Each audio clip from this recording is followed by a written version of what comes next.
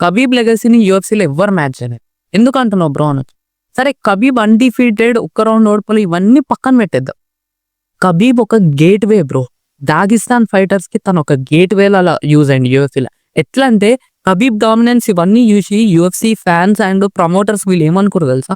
కబీబ్ లాంటి వాళ్ళు ఇంకా దాగిస్తాన్ లో ఎంత మంది ఉండొచ్చు అనుకోరు.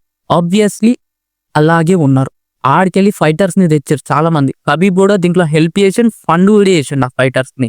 తర్వాత చూసుకుంటే ఇప్పుడు ఇస్లాం మకాచెవ్, ఉస్మాన్ హుర్మగమేదవ్, మొహమ్మద్ అన్కలవ్ ఇలాంటి ఫైటర్స్ ఎంతో మందిని చూస్తున్నాం. ఇప్పుడు ఇస్లాం డబుల్ ఛాంప్. అది ఎవరి వల్ల అంటే నిజం చెప్పాలంటే కబీబ్ వల్ల. అప్పుడే చెప్పండి వాచ్ అవుట్ ఫర్ ఇస్లాం మకాచెవ్ అని కబీబ్ ఒక స్టేట్మెంట్ కూడా ఇచ్చారు.